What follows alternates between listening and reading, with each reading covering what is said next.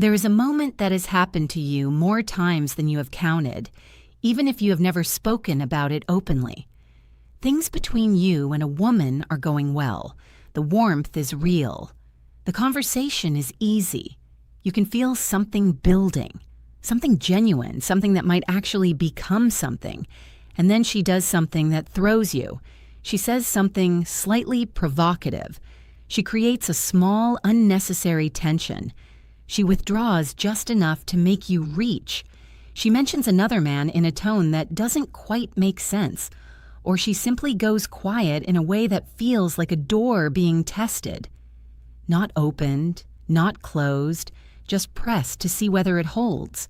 And you stand there, feeling the ground shift slightly beneath you, asking yourself the question that nobody ever taught you to answer. What just happened? Did I do something wrong? Is she losing interest? Is this a bad sign? You told yourself it was nothing. You told yourself she was just having a difficult day, that you were overthinking it, that it would pass. And you moved past it, carefully, cautiously, hoping the moment would resolve itself. You were not wrong to notice, but you were wrong about what it meant. Today, that changes. Hello, and welcome back. I have spent years in research studying the psychology of female attachment behavior, relational trust development, and specifically the pre-commitment testing patterns that women engage in before allowing themselves to become genuinely close to someone.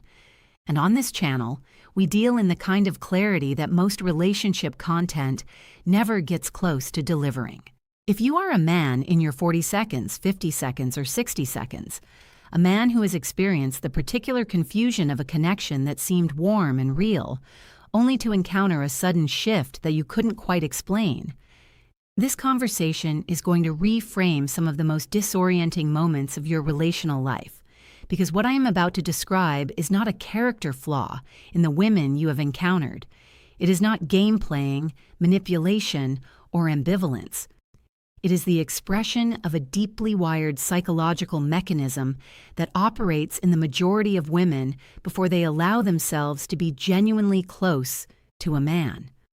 Understanding it does not just explain the confusion you have felt, it changes everything about how you respond. Stay with me.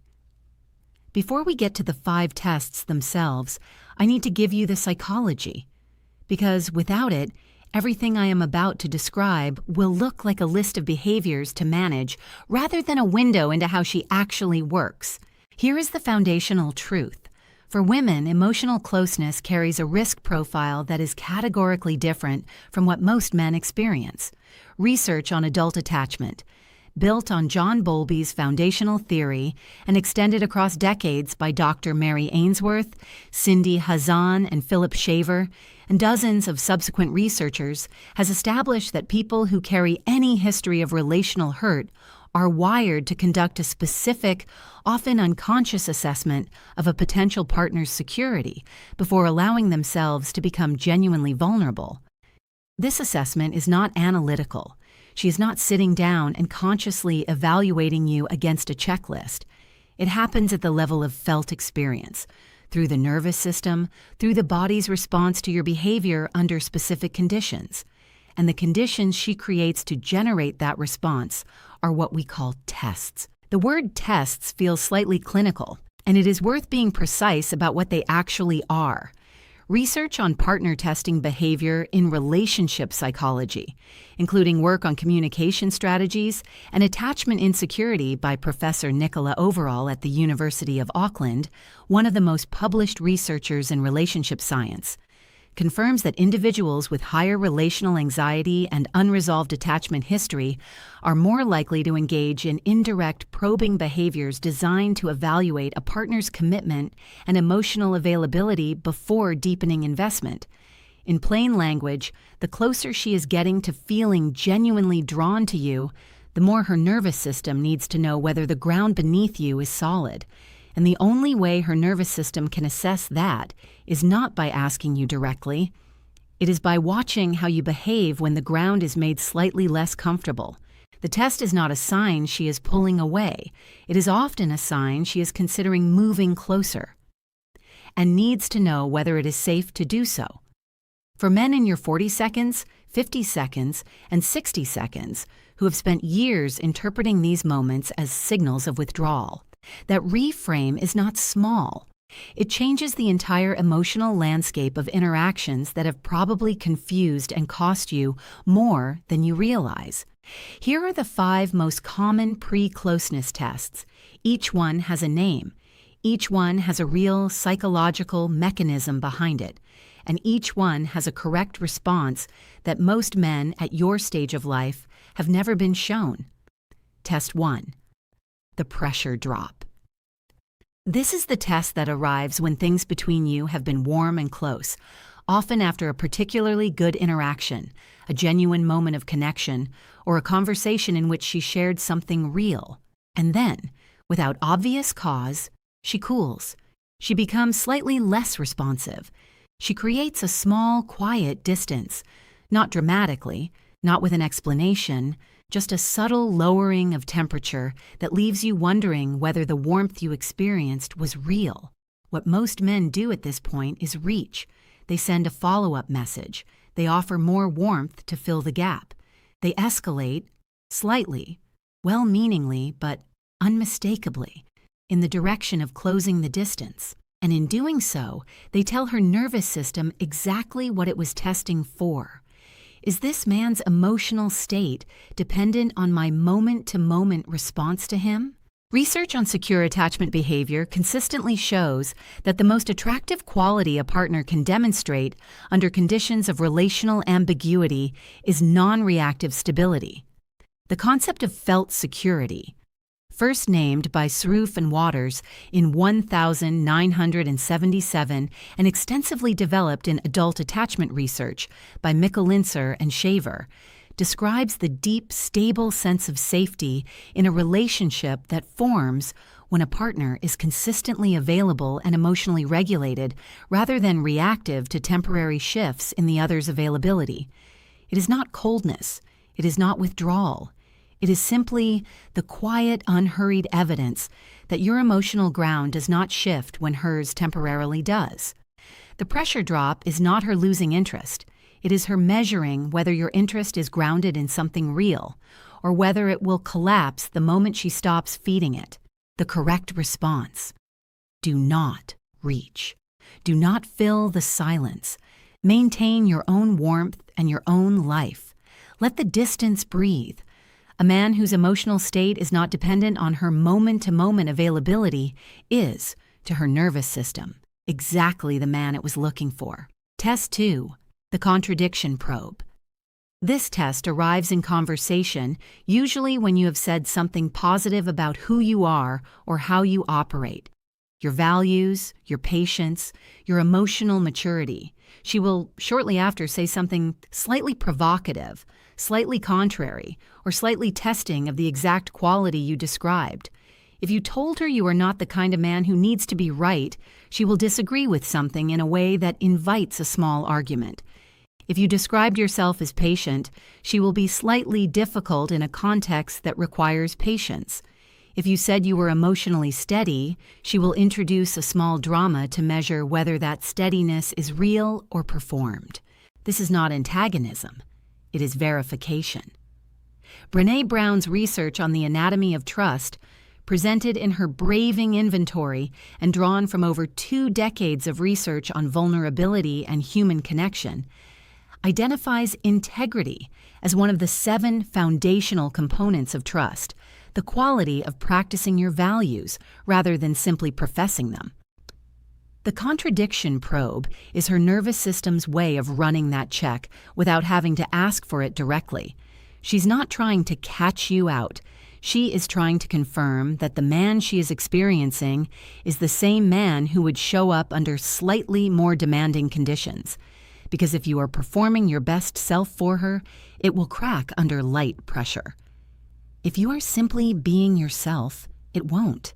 The correct response: stay in your character without defending it. Do not argue.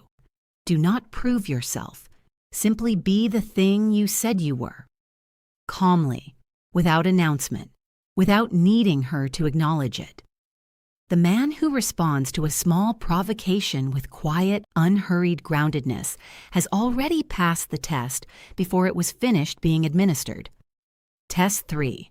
The orbit mention. You know this one. You have felt it land. She mentions, in a context that doesn't entirely require it, that another man is interested in her. A colleague who texts too often, a friend who made his feelings clear, someone who asked her out. She delivers the information with a casual tone that is very slightly too casual, and then she watches briefly and subtly for your response. Most men experience this as a threat. Their ego engages. They either dismiss it too quickly in a way that signals insecurity, or they react in a way that reveals how much they care, which, paradoxically, is the response least likely to produce what they want. The psychology here is well documented. Research on what attachment theorists call hyperactivating strategies. The behaviors associated with anxious attachment that involve anxious, hypervigilant attention to relationship partners and rapid detection of possible signs of disapproval or waning interest. Identifies jealousy induction as one of the most common, but in a pre-closeness context, the orbit mention is not primarily about jealousy. It is a security assessment.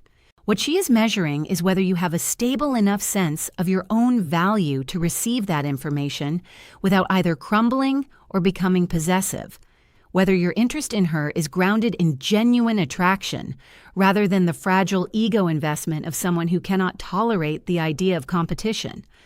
A man who hears, "Someone is interested in me," and responds with genuine, unrattled warmth, neither threatened nor performing detachment, demonstrates something that is, in the population of men she has encountered, genuinely rare.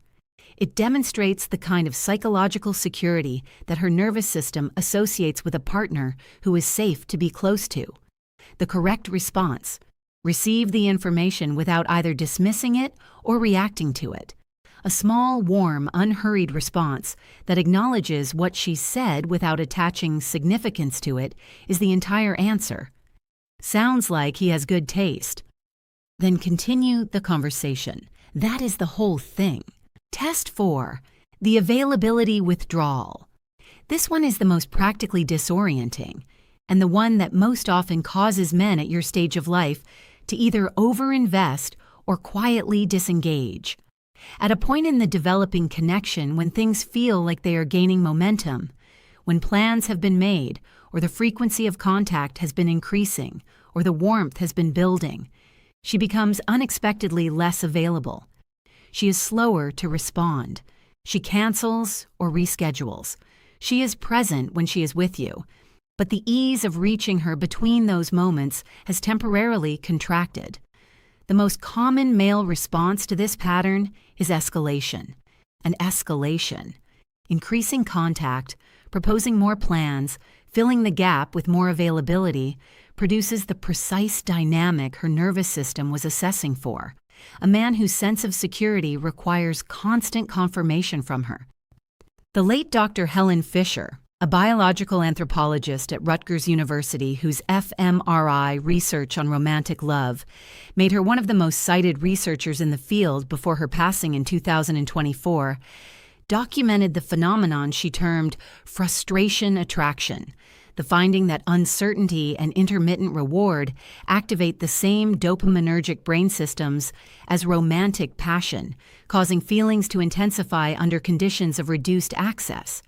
This mechanism, while real, can cause men to mistake their own neurochemical response to uncertainty for evidence that they should pursue harder.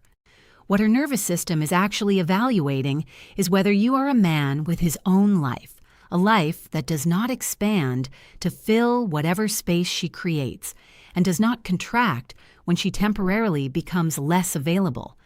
A man who, when she pulls back slightly, continues to live fully and without apparent distress. The correct response: match her pace without mirroring her distance. Stay warm. Stay available. But do not amplify your pursuit. Continue living your life. When she returns, And if the connection is real, she will be fully present, unhurried, and unaffected. That return to warmth after you have demonstrated that her availability does not determine your emotional state is one of the most powerful moments in any developing relationship. Test 5. The Realness Request. This is the subtlest of the 5 tests, and the one that men over 50 are most likely to pass, if they understand what is being asked. At some point in the development of genuine closeness, she will say something real, something unguarded, something that carries personal weight, a fear, a frustration, an admission about her life or her past that she did not need to share. And in the moment after she shares it, she will watch, not obviously, but attentively, for how you receive it. The Realness Request is her testing whether you are the kind of man who can hold something real without either fixing it, minimizing it, or using it as a platform to demonstrate your own emotional depth. Many men, when a woman shares something vulnerable, respond with advice. Others respond with their own comparable experience. Both responses, however well-intentioned, redirect the moment away from her. And what her nervous system registers is, this man cannot simply be present with something that has no resolution. Carl Rogers, the humanistic psychologist who developed client-centered therapy, identified the quality of full, non-judgmental reception of another person's experience as fundamental to the development of trust and openness between people. While Rogers developed this concept in a therapeutic context, the principle extends to all intimate human connection. People open most fully to those who receive them without evaluation or redirection.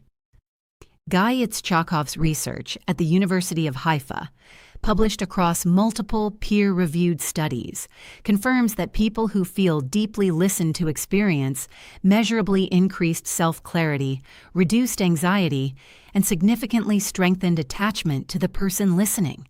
The Realness Request is her offering you the chance to demonstrate that quality, not with grand gestures, with simple, undemanding presence. The correct response: receive it. Do not fix it. Do not redirect it. A warm, unhurried acknowledgement. I'm glad you told me that, followed by a genuine follow-up question or simply silence that holds the space, is the complete answer. She is not looking for your expertise. She is looking for your presence. I want to stop here for a moment. If these 5 tests are landing somewhere recognizable, if you are replaying interactions from your past and seeing the tests you missed, the responses that confirmed fears you didn't know she had, the moments when you pursued harder precisely when you should have simply stayed, I want to say something to you directly. This was never your fault. Nobody taught you this. You were raised in a framework that told you effort equals outcome, that showing more interest creates more connection, that the correct response to distance is pursuit. That framework is not wrong in all contexts, but it is precisely wrong in this one. And the fact that you got it wrong, that you filled silences you should have let breathe, reached when you should have stayed, proved yourself when the test was whether you needed to prove anything at all, does not mean you lacked the qualities she was looking for. It means you didn't know what she was looking for. And that is not the same thing. Today, that changes. Here is the layer that most men never reach, and it is the most important one. Each of the 5 tests is, at its core, asking a single question, not about your achievements, your status, your looks, or your history. A single question about your present moment psychological reality. Is this man's sense of himself stable enough to be close to? That question is not asked because she doubts you. It is asked because she has been close before, and it cost her. Because at some point in her past, a man's instability became her problem. His insecurity required her management. His need for reassurance drained her capacity for her own experience. And her nervous system, having learned that lesson, is not going to allow genuine closeness with another person until it has gathered sufficient evidence that his emotional ground is solid. The tests are not obstacles on the way to connection. They are the mechanism through which connection becomes possible. Every test you pass with quiet, unrattled, non-reactive warmth is a piece of evidence her nervous system files under. This man is safe to be close to. And filed evidence compounds. It does not need to be large. It needs to be consistent.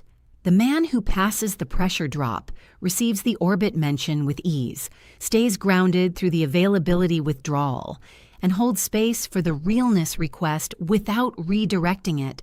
That man, over the course of weeks, has built something in her nervous system that cannot be manufactured through grand gestures or accelerated pursuit. He has built felt safety, and felt safety is the foundation on which every other quality of a real relationship is built. How many women in your past, women you felt a real connection with, women who seemed genuinely drawn to you before something shifted, were testing you in ways you could not interpret? How many pressure drops did you fill with pursuit, signaling that your emotional state required her constant presence to remain stable? How many orbit mentions landed as threats rather than as security assessments, causing you to either dismiss them too quickly or react in a way that confirmed you could not hold your ground?